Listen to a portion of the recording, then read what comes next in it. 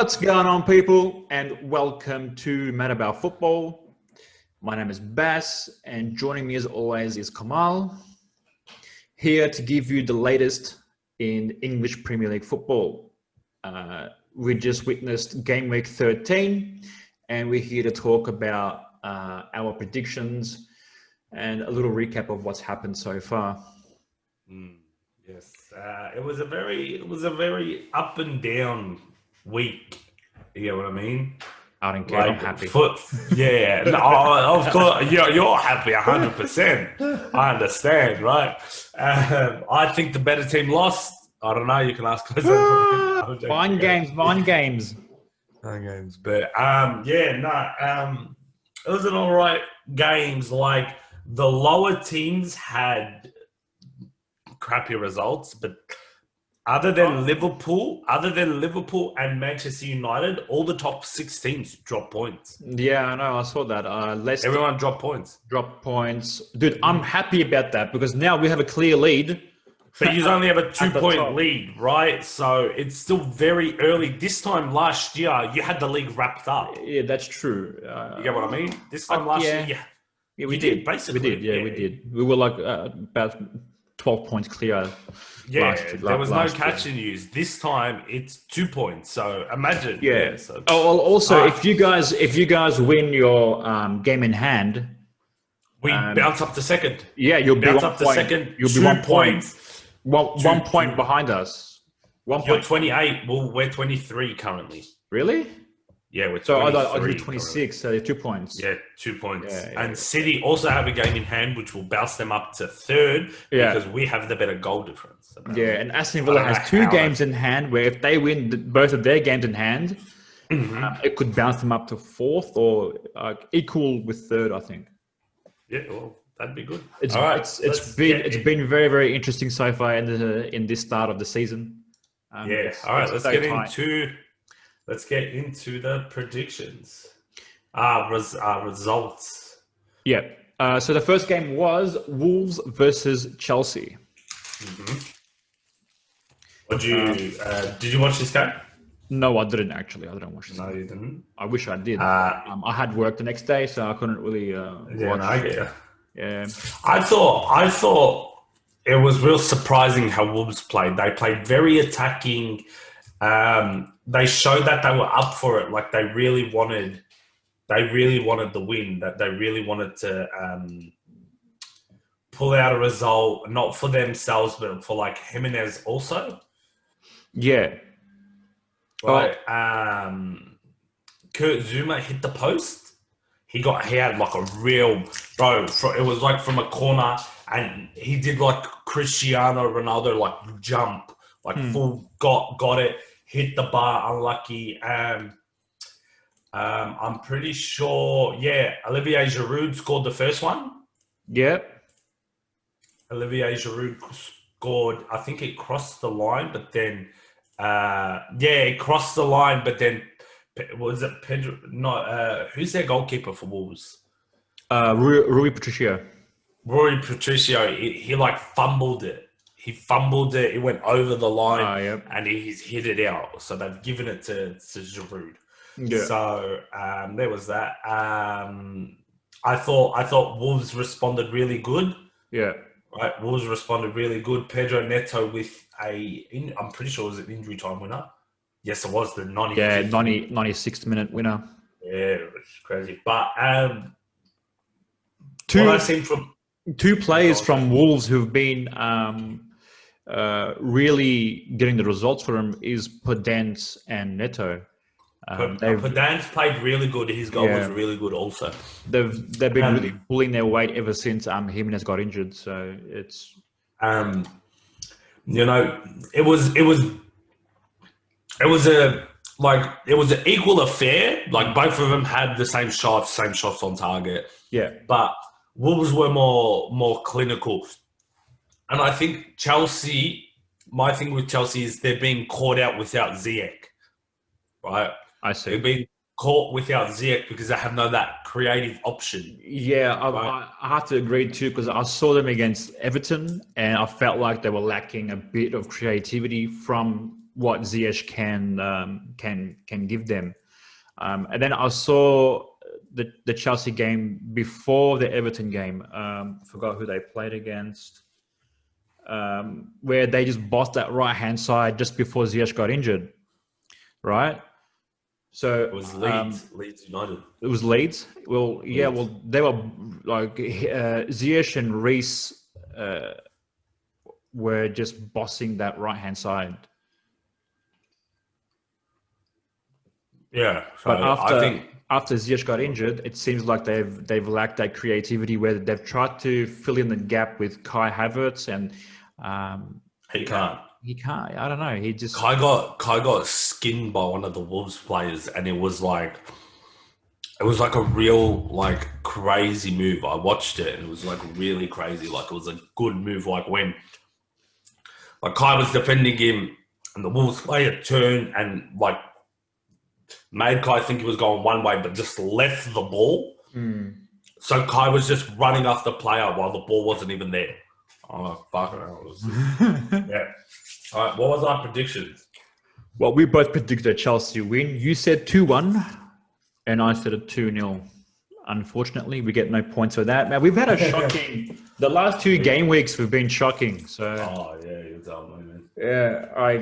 like the first 3 games that I've played this game week, we did not get any points whatsoever.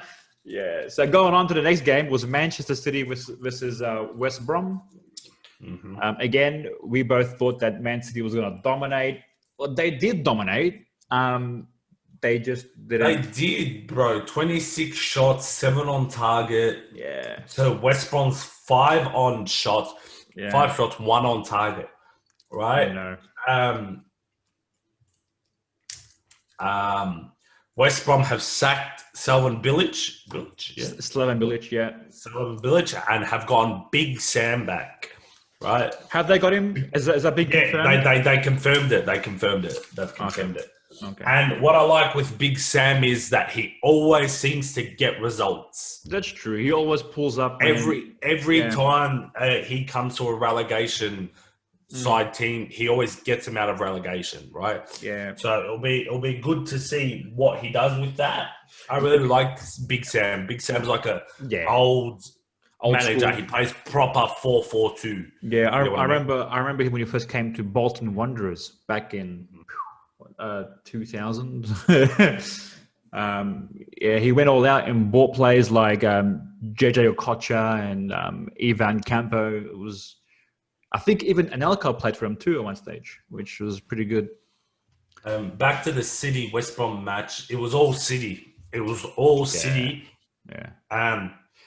The only shot West Brom had was the own goal. Yeah. Right? Yeah. It was very, very unlucky for City, who dominated 752 passes to 224. Yeah. Right? Yeah. It was kind of a similar stat, except for the shots for the Liverpool game. Just want to put it out there. Exactly. There's not really much to say. West Brom went in trying to get a point, and they got one. You know? Yeah. It's a good point. A good point for West Brom. It's a very good point. Yeah. Right? You know? So that still keeps them in between one win and you're out of relegation. So yeah, true. Well, it was good to see Aguero back as well. Aguero came in the second half on the 76th minute.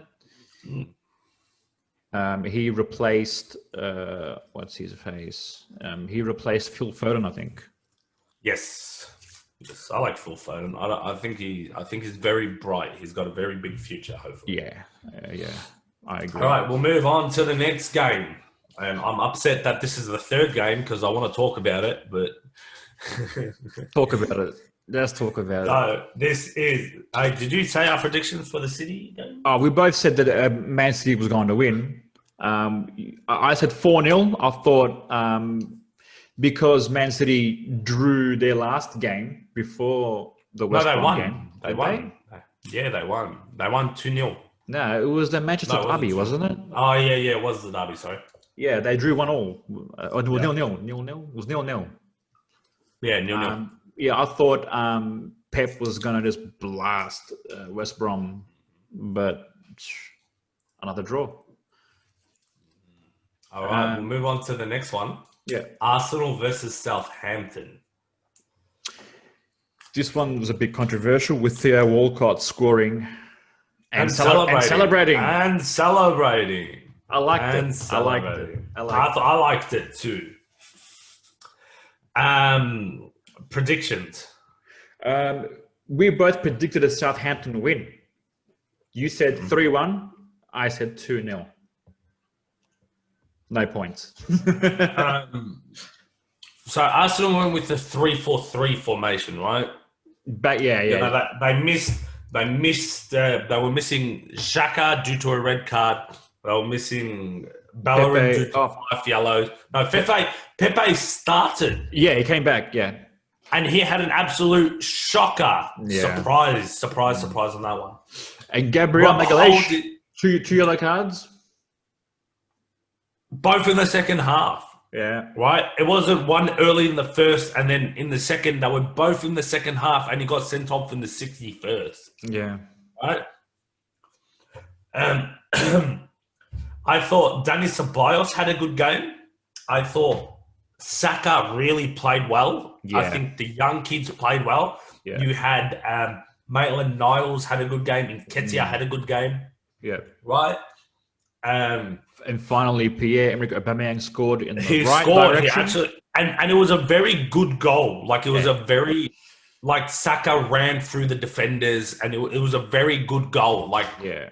It was I think it will be a very big morale booster. Yeah, well, this is what I've been saying. I've been saying to play the kids, you know. Mm-hmm. Keep Willian on the bench, you keep Lacazette on the bench, but you play Nketiah, you play Maitland-Niles. You know, give more of a chance to Nicolas Pepe instead of Willian. I don't think so. I don't think Pepe. I think Pepe's had enough chances. I think he's had enough time to show what he's worth. But on the right-hand side, there's no one better. There was no one better for Arsenal. It's either him or Willian. Who I'd go for Willian. Not Willian. Sorry, I'd go for Pepe instead of Willian. I agree with Pepe. You know what I mean? Southampton should have won this game. I watched this game, and it was all towards the end. It was all Southampton. Yeah. Arsenal could have snatched the win with a Robert Holding header. Yeah, but it hit the post. I thought Arsenal would just attack. Well, not Arsenal, sorry, Southampton. They just kept piling pressure.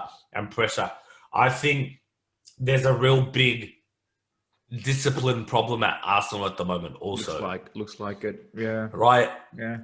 I feel like they trade 3 points for red cards at the moment. Right? Because they should have beat Burnley. You have Nicolas Pepe headbutting people off the ball. Yeah. You have Granit Xhaka who's trying to choke people because they said something to him. Yeah. You've got Gabriel, who's probably been one of their best players this season, that has helped them a lot. Just doing stupid tackles while you're on a yellow card. Like, you don't... Yes, the player's turning you, but you don't just hold him. You don't pull the shirt because you know it's going to be a yellow card, right? I feel like there's a big discipline problem, and I feel that even though it's 1-1, apparently it's let off a bit of the pressure on Arteta, but I don't think so. Yeah, I was saying Arteta will remain to be under pressure as long as Arsenal is in the lower half of the table. That's not going to stop. I mean, come January, if he's still, 15th. Well, January is, what's the date today? It's in 2 weeks away. January is 2 weeks away. Yeah, right? but in December they play a lot of games, so there's still chances to get points. Even though it's against Everton or But see, Everton at the moment have really good form. That's true. They've won their last 2 games. Mm-hmm. That is quite true. But however, there's still a chance that Arsenal can get points. I mean, this season is been wide open. Everyone's beating everyone. No one's been unbeatable so far. Yeah, exactly. I agree with you there. And to be honest, it could. We'll talk about it in our prediction for match day 15. But match day 14. 14, sorry. But it could get worse for Arsenal in all fairness, because Arsenal play Everton next, who Arsenal are on 14 points. Yeah. The person under Arsenal in 16th is Brighton, right? Yeah. Arsenal drop points, right? Say they lose to Everton, Brighton are playing Sheffield United. Oh. Right? Say Brighton beat Sheffield. They go on top. They go over Arsenal. Arsenal drop down to 16th. Yeah. 16th, 5 points away from relegation. Yeah. I see what you mean. Yeah. You get what I mean? Yeah. And sorry, let me just check something again. Burnley are on 10. Who are Burnley playing next week? Burnley have a game in hand also. They do. Right? Yeah. Burnley have a game in hand. They win that, they're up to 13th point. Yeah. 13 points. Right? Yeah.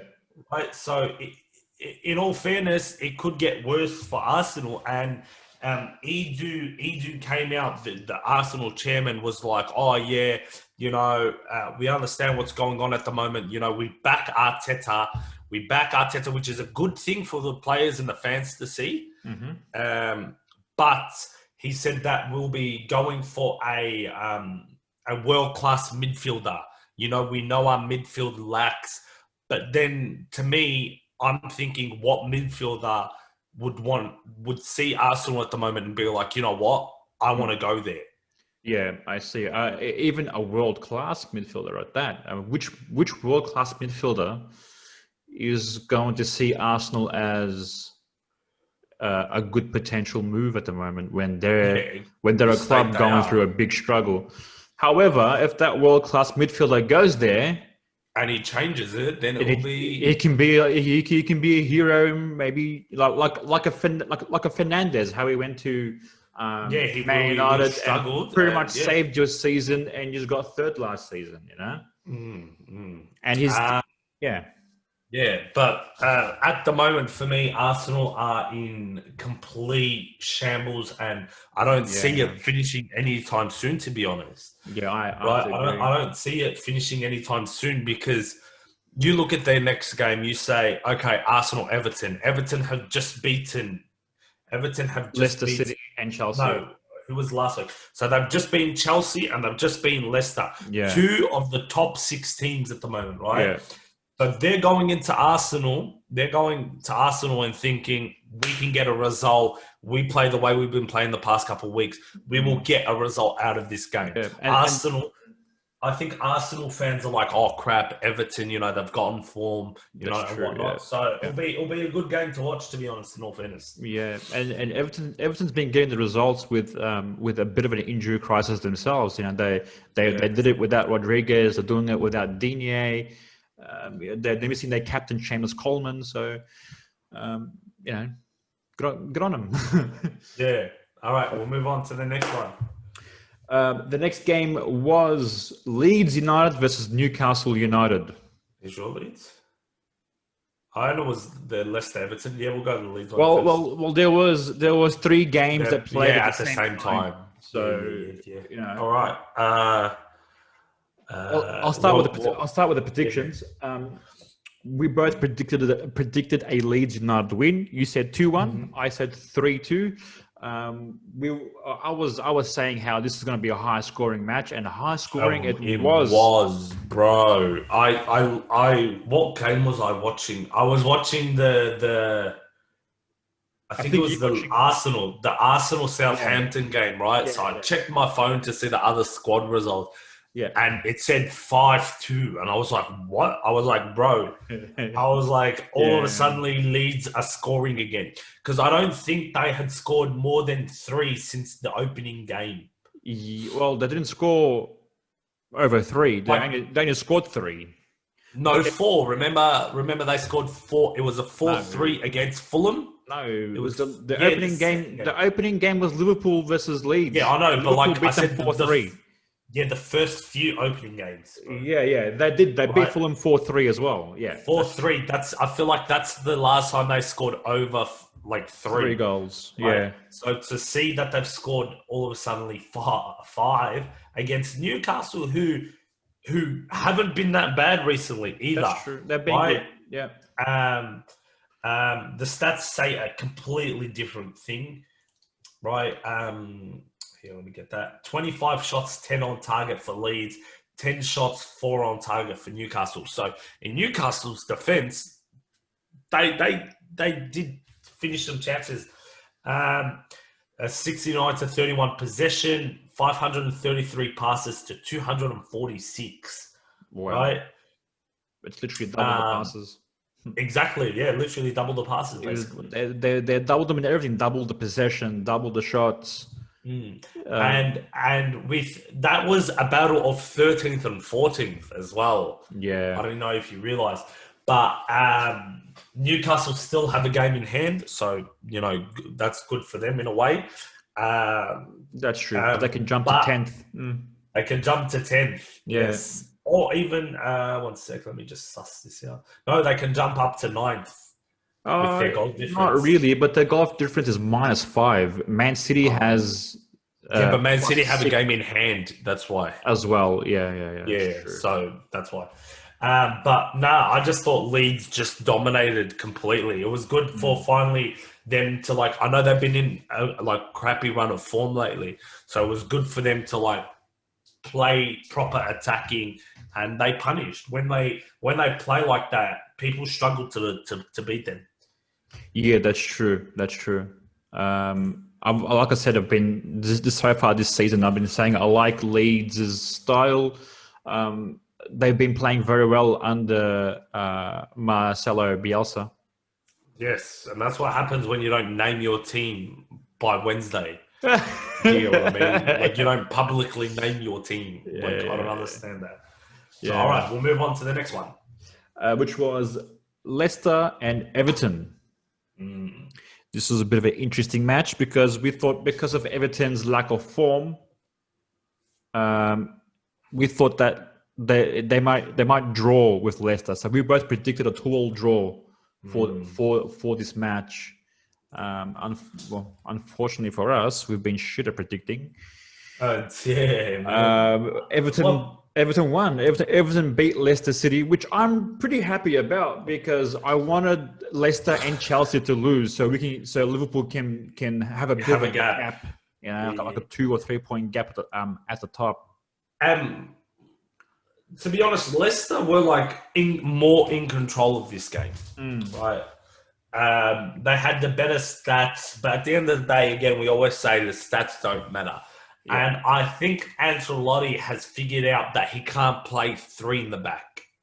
Yeah, right? He went playing 4 in the back again, and he's kept 2 clean sheets, right? That's true.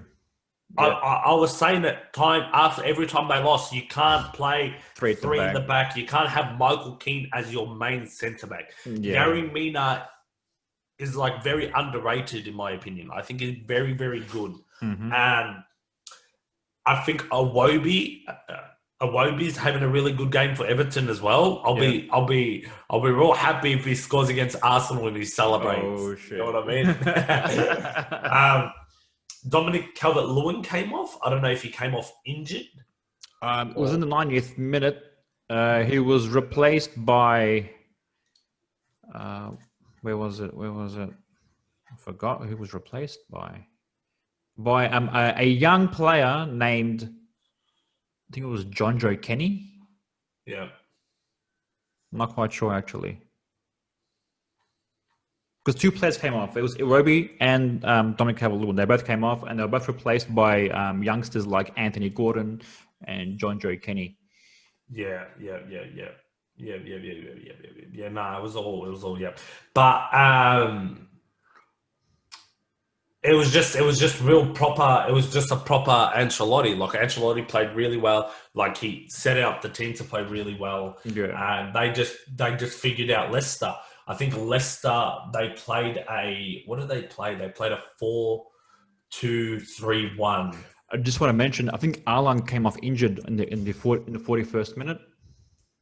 Oh, really? As well, yeah. He got an injury. Yeah, well, they're playing Arsenal, so who knows? But still, Arsenal is still dangerous, man. But I thought it was a good game. All right, we'll move on to the next one. The big one. This was our match day of the week. Liverpool versus Tottenham. Yes. All right. I'll let you do you, mate. Where do I start with this one? Well, we'll start with our predictions. I got my predictions spot on correct with the scoreline of 2-1. You said 2-1 as well, but you thought Tottenham was going to win. It says Tottenham, yeah, because Tottenham has been the better team in form and whatnot. I would have said they're better team in form. They have been playing. They were top of the table. What are you talking about? We were equal on points. What are you talking about? Yeah, but they had been playing the better football. They lost their first game against Everton 1-0. You got pumped against Aston Villa 7-2. What's your point? Yeah, that's true. He's got pumped too by Tottenham 6-1. Okay. Yeah, but it's Tottenham. We're just talking about how Tottenham have been good. What are you talking about? Oh, that's true. Aston Villa, a team that only survived on goal difference last season. Okay, jokes aside. I was admitting that Tottenham have been playing the better football so far this season. I was impressed by the style of play, but ever since Jose Mourinho wanted to play mind games. Yeah, I love Jose Mourinho's Instagram. You didn't go stuff yourself. The better team lost. The better team lost. I'm gonna go for the stats. The better team lost. Yeah, let's go for the stats. I'm gonna show these stats on screen right now. Give me a second. Let's share the screen. God, that's the one. Let's go for the stats together as one big family. Thank you. Starting off with possession, 76% to 24%. The better team lost. Okay, continue on. Shots, 17 shots to 8. And those 8 shots were lucky. All they were doing the whole game was trying to play that long ball to Harry Kane or to... And over, just so they could run through, because... they got through a couple of times. I'll admit, they done very well. They got through a couple of times. The plan sort of worked with Song scoring early in the first half.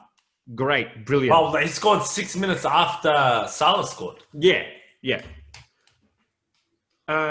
Look at the passing. Accurate passes, 718 to 156, because they kept going with the long balls, which was going nowhere. All it was, you had 813 passes. Spurs had 254. I mean, which team was the better team? Yeah, see, look, accurate passes, look. Yeah. 813. Look, they had 99 passes in their own half. Yeah, I know.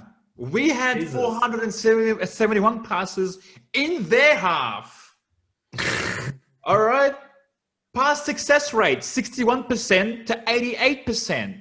Touches. It's all red. We've doubled the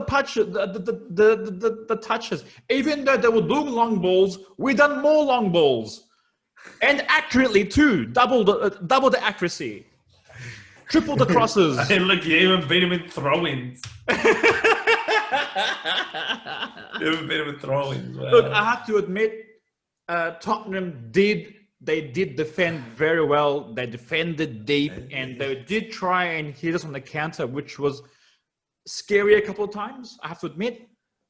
But towards the second half, when the second half started, I was more confident that we're gonna score. I knew we were gonna score. It was just a matter of when we were gonna score. And you know, the goal left the real late. You left the real late. We did, but we hit the crossbar too. You know, we had a lot of chances. We had 11 shots on target. We should have won this game, even though, let's say if the game ended up in a draw, I would still say that we should have won this game because we totally dominated in every area. Of course, you're never happy with a draw. No, especially when we dominate this much.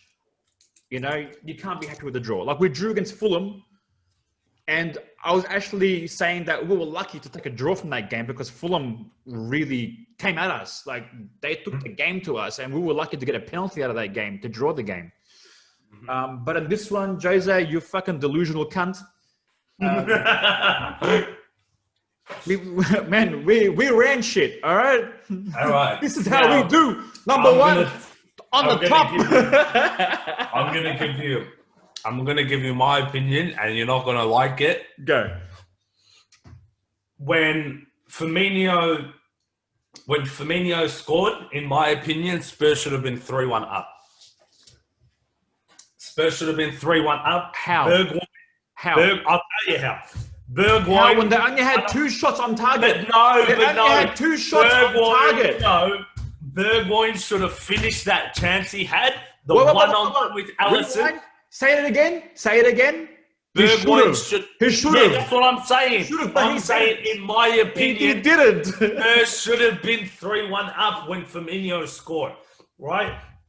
Bergwijn, if you knew how to fucking finish and not finish just against us, United, and shoot straight at De Gea, he would have finished, hit the bar, right? Harry Kane of all fucking strikers, one of the best Premier League strikers. Yeah, hit the post. A complete free header in front of goal, and he's skied it. Oh, yeah, I saw that too.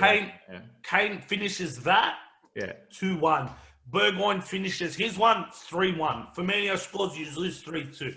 Yeah, but we had 11 shots on target. We also hit the post too. We hit the crossbar too. At the end of the day, it doesn't matter about who hits who. And Firmino scored. Firmino finished the chances that other players were missing. Yeah. Right? That's the difference at the end of the day. I also think Trent Alexander-Arnold's having a shocking past couple of games. I think he played well in this one. He defended well against Son. He done very well in this game. I don't know. I thought he was kind of having a shocker, but I don't know. Well, these are the match ratings. I said it to you. I think Curtis Jones is going to be an absolute baller. Yeah, I agree. Definitely. He's going to be a superstar in the making, definitely. Yeah. We'll move on to the next one. Yeah, I was just going to say, I think if he stays at Liverpool for the foreseeable future, I think he could even be our future captain. So I'll put it out there. All right, we'll move on to the next one. Okay, I'm going to stop sharing the screen now. All right. Next game, Fulham versus Brighton. Mm-hmm. I have to admit, I didn't watch this game. Brighton, bro, it was a very lackluster, very... You could see, you know where they are. Fulham are 18th, Brighton are 16th, and you can tell why they're there. You can tell why they're there. Both teams were just struggling to finish. You know, they were all right. Brighton tried a different formation, a 3-4-2-1. They dropped a fucking star Australian in Matt Ryan. Yeah, again for the second time. And he was, and the Brighton coach was like, "Oh yeah, Sanchez has deserved his spot." It's Matt Ryan, bro. I don't know. Matt Ryan, don't fuck around with Matt Ryan. Yeah, well, Matt Ryan's been consistent. He's been very well for the last couple of years. And it was surprising because both Fulham and Brighton played the exact same formation, 3-4-2-1, right? It was a pretty even game from the stats. It was a pretty even game. It was just a very boring game, like both bottom two teams, you know, and there's not really much to say about it. Fair enough. I predicted a 3-2 Brighton win. You predicted a 2-1 Fulham win. The game ended up in 0-0, a ball draw. We move on to the next one, which was Crystal Palace and West Ham United. Mm-hmm. Again, this game ended up in a draw. It was 1-1. And again, this was an even game. This was an even game. Yeah, as expected. You even expected a draw in this game too. You said 2-2. So you got half a point for that. Well, it was even until about the 70th, until Crystal Palace went down to 10 men with Christian Benteke receiving a straight red card. Wow. Straight red? Well, what did you do? I didn't see the game. Oh, no, sorry. It was 1 yellow, 1 red. Sorry. Oh, okay. Yeah, no worries. You know, both equal the same, you know. It was back and forth, you know. They were doing well. Benteke scored again, which he might be finding a little bit of form, which is good for Palace. 9 shots, 2 on target for West Ham, 8 shots, 2 on target for Crystal Palace. Yeah, it's pretty So even. there's not really much to say. It was just an even, lackluster game. So. Yeah, I thought Crystal Palace might clinch a winner in this one. I said 2-1. Well, it was my bad prediction, I guess. Ooh, half a point. Let's go. Half a point. Let's go. I'm going to show the table after we wrap up. Anyways. Beautiful. So we'll move on to the next one, which was Aston Villa versus Burnley. Okay, this game.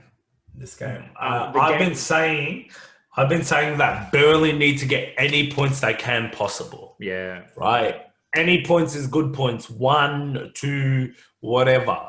Well, now they're out of relegation. Yes, by having that point, they're out of relegation with a game in hand. So if they win the next one, they can be bounce above Arsenal, bro. They would not yet, but they would leapfrog Brighton into 16th and will be 1 point behind Arsenal. Well, okay. What was our predictions? We both predicted an Aston Villa win. You said 2-0. I said 3-0, and the game ended up 1-1. The game ended up 0-0. So I think Villa tried something different. 4-2-3-1. They played Grealish in that number 9, that number 10 position. Yeah. So they didn't put him out wide. So I think they're really missing Ross Barkley. Yes. Right. I think they've done all right. They completely dominated the game. 27 shots, 7 on target to Burnley 6, 4 on target. Aston Villa were the better team. They hit the post a few times. I've seen in the highlights. they got very unlucky. I reckon they dominated the game with 27 shots, 59% possession. They had 7 shots on target out of those 27 shots, which is pretty poor. Yeah. However, Nick Pope looks like he's back in form for Burnley. He's always been a brilliant goalkeeper, in my opinion.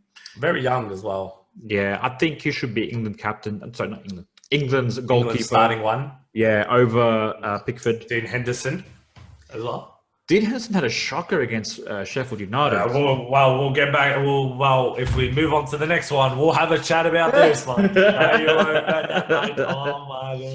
Yeah, well, this game's all wrapped up. Anyways, it's good to see Ahmed Al Mohammadi getting a game. Matty Cash being rested, I guess. So is he? Matty Cash was suspended. He had 5 yellow cards. Oh, that's right. Yes, I remember now. Yeah. He had 5 yellow cards, bro. Yeah. Okay. We'll move on to the next one. Sheffield United versus Manchester United. See, I don't know why we make it very hard on ourselves to be the bottom of bottom. Like, there's no bottomer than Sheffield, right? Yeah, he's on 1 point so far. Right? Yeah. For some reason, we always like to make it hard on ourselves. We always start very slow. We always start very, very slow, right? You could see from kickoff that we were very lethargic. We didn't know where we wanted to go. Sheffield seen Dean Henderson as the weakness, and straight from every corner they put 4 players on him. They put 3 players huddling around Dean Henderson. People are saying Maguire is at fault for Dean Henderson's mistake. I think it was Dean Henderson's fault. Yeah. I don't think it was Maguire's fault. I'd like to think that your centre-back could pass it to you without you holding it, looking up and taking forever to decide where you want to pass. That's true. He did take too long on the ball. And then he got pressured, and then he fumbled it, and then McGoldrick scored, right? Yeah. I thought if that was David De Gea, the media would absolutely crucify. They'll crucify absolutely demolish him, absolutely lose it, right? He had an all right game. I think his just head wasn't in today for some reason. I think once we woke up after the 20-minute mark, it was all us. I think Lindelof had a really good game, surprisingly. The first one he passed to Rashford. Rashford had absolutely smashed it. Yeah. Fucking praise to the gods. Martial has scored a Premier League goal. League goal. And you're talking about Firmino not scoring. Look at Martial hasn't scored. Yeah, but Firmino has been shocking, like in general. right? Anthony Martial is just shit, right? Martial's been really crap. He has. I think he's just, he hasn't been proper. But he had a few chances as well, Martial, but they just weren't falling for him. But then he did a turn. He turned. What's his name? What's their keeper's name? Ramsdale. Ramsdale, yeah. I really like playing against Ramsdale because we always pump him. Right? Yeah, especially against Bournemouth last season. It was like, but see, we went to Bournemouth, they beat us 2-0, and then we played them 5. We pumped them 5. Yeah. That's the one where Greenwood scored some really nice ones. That's true. Yeah, he scored 2 goals in that game. I think surprisingly, and I know what I've been saying the past couple of weeks. I feel Mino Raiola should come out and talk more shit about Pogba. Because ever since Mino Raiola, whatever his name is, Mino the dog, came out and talked about Pogba has been in some really good form. Right? That really good pass to Martial, who set up the goal, was really nice. Bruno, can't praise him as much as I do every week. He's just an absolute. He's a good performer. Definitely. In my opinion, I would have put Van de Beek on instead of Matic, even though 1, 2, 3, 4, 5. Even though 1, 2, 3, 4, 5, 6. Even though 5 of the 6 forward line players are all attackers, and Matic was the only proper defender, I still would have put Van de Beek instead of Matic. Yeah, that right-hand side where Matic played, that's where Sheffield United it all came from. Yeah, exactly. And Matic was the weak link there. I think Sheffield was trying to expose that side because it's the weaker side because of Matic. Yeah, it's too slow. Greenwood had a very quiet game also. I don't know what's happening with him. He looked tired in the second half. But the third goal where Rashford scored, I thought it was a very good team play. Yeah. I thought it was a very good team goal. But yeah, that's all I can say. Yeah, and I'm happy with the result, man. I can't really complain. I'm real happy with the result. It bounces up to 6th. Yeah. Ahead of Chelsea, ahead of City, right? Bounces up to 6th with the game in hand. If we do win the game in hand, we go all the way to second spot. Second spot, 2 points away against Liverpool. Yeah. I don't want to hear that, we could actually win the league. We're going to compete for the league, because with the team we have at the moment, we're not going to win the league. We're not going to compete for the league and whatnot, right? I think our main goal now is to get that Champions League spot. That's what we want. I think in January, if we make some good signings, hopefully, then you might want to start putting it in your head. Okay, maybe we can compete. But until the January window, see what happens there. We sign a proper defender, a proper right winger. Then we can talk about us being in the title contention. Until then, we only focus on Champions League. Yeah, I was going to say you need a proper centre-back. That's definitely. You should have got the centre-back in the summer. I'd give Ole Lampard fucking war chest. And I just let him run wild. I'd sign the 3 spots, in my opinion, we have to focus on. Yeah. Number 1, our defense. Yeah. Priority before any other signings, a proper world-class defender. I don't want Rafael Varane. I think he's mistake prone. I think he makes a lot of mistakes. But he is I think he gets carried a lot by Ramos. To be honest. I would go for the Dortmund defender. Yeah, Koulibaly's been good. Zagadou, yeah. Zagadou. He has a $40 million release clause. He's 22 years old and he's an absolute beast, in my opinion. I I think, and he's a left footer also. He's actually being scouted as well by Liverpool. Liverpool want him too. But fuck off, he's up. Alright. Yeah, I want to say our predictions for the Man United and Sheffield game. You I said can tell you. You said 3-1. Yeah, I said yeah. 3-0. That's the Right? one. Game Yeah. finished 3-2. I was close. I was close. No, I remember because I keep checking the Facebook.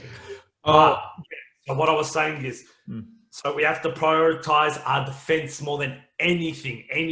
I think Zagadou as a left footer, $40 million release clause, 22, he could really ease that pressure off Maguire. I agree. Because then Maguire will push into his preferred right centre back. Yep. And then every time Maguire's played as a right centre back, he's done really well. Yeah, I know. Right? Yeah. I think Zagadou will take that pressure off him and you'll really see Maguire start to shine. Yeah. Then we have to prioritize before anything else a striker that will get us. I would say I wouldn't say right winger. I'd say right wing. I would say more of a holding midfielder, someone who's going to replace Matic or McTominay, because I don't feel they're good enough. Yeah. I don't feel like Matic is becoming MLS material at this stage. He should just. He's too old. He's too old. He's getting real too old. And McTominay isn't. I can't. Yeah, all right. He started off as a youngster at Man United and whatnot, and he's a Man United player, but he's not good enough. You know, he doesn't. He's all right, but still, he's inconsistent. Yeah, he can be a useful player for the Europa League when you're playing against the group stages. But he's not a. But I really want a prolific striker because we can't keep putting Rashford up front. Right, Martial played up front last game. Yeah, on which game did he actually? Against Sheffield United, he played up front. But see, Martial isn't a striker either. He's not. He is. He's not. But he's not. Right. He's a left winger. He's a left winger. Right, I think we need to get that help for Bruno. I think we need that help for Bruno, or Bruno's going to be burnt out. Yeah, we need a striker that will score us 20 goals minimum a season. Right, so I feel like Van der Beek could be that option that defender. helps. The centre back, not the midfielder that sits back and helps Bruno. Yeah, right? that's meant to be Matic, but he's not doing his job properly. He's too old. He moves too slow, right? We had Van der Beek who could do that properly. Even Juan Mata can do that instead of Matic. Yeah, true. Right? Yeah. And then I would prioritize our right wing. I won't go for Sancho because there's too much drama now with that. Yeah. That every week, Sancho this, Sancho that, Sancho that. I wouldn't go for that. I'd go for someone else. So 3 players. You said Zagadou. I'd go for a striker and a right winger. Who's your striker and right winger? Who would you go for?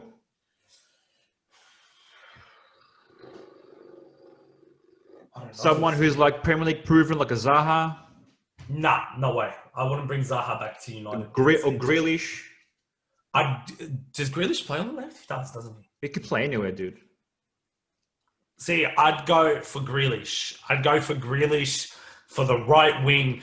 Aston Villa have put $100 million price tag on him. Yeah. Which is $20 million cheaper than Sancho. And you don't even know if Sancho's going to come and perform. Actually, I don't watch any Bundesliga at all, but I've heard Sancho's been really inconsistent lately. Right. You get Grealish, and I feel Grealish, you've seen what he can do with Ross Barkley in the middle. Yeah, right? yeah. So imagine with Fernandes. Imagine what he does when you have Van der Beek, Pogba, Rashford, and whatnot. All those creative options to help him. Where he doesn't have to carry the team. Yeah. He doesn't have to track back. He has more option to just that freedom up front. That's true. Right. Yeah. At the start of the season, he was linked with you guys for 80 million. I think you guys should have just paid the 80 million and got him. I think we should have done it. And in my opinion, I feel like we need someone like Harry Kane as a striker. Ooh. See, I feel people don't realize how good Harry Kane is. Oh, Harry Kane's good. I've never said he was crap. No, at no, all. no, no. I know that, but like I'm saying that like if Harry Kane had better creative options at Spurs, He does. He's got Son. yeah, but that's it. What happens if Son's out injured? What you're gonna expect Ali to play in balls, Yeah, true. right? You get what I mean? I think if you took out Martial out front and you put Harry Kane in there. Oh, it's different in qualities. Like Harry Kane You get what I mean? is a poacher striker. And he's now adapting to a new role at Tottenham where he can play a bit more deeper as a deep lying forward. And we did that to Rooney, and that expanded his game for like another 3-4 years. Yeah. Right. We all thought he was done, and then Van Gaal played him as a number 10, and then that really expanded his role. Yeah, yeah. But why I said ooh when you mentioned Harry Kane was because Harry Kane isn't going to cost you 80 million or 100 million. He's going to cost you more like 250 million. And no, he won't. I don't think so. I think he will. I think he will. I don't think so. Because he's the best striker in the Premier League. Without Aguero, he is the best striker in the Premier League. He is. And now he's on track to beating Alan Shearer's record. So for Tottenham is not going to let him go for under 200 million. Bro, if they make him go for 200 million, I don't think he's worth 200 because million. Number one, he's English. Don't forget that. All right. Yeah. Every English player has an automatic 50 million release clause. Yeah.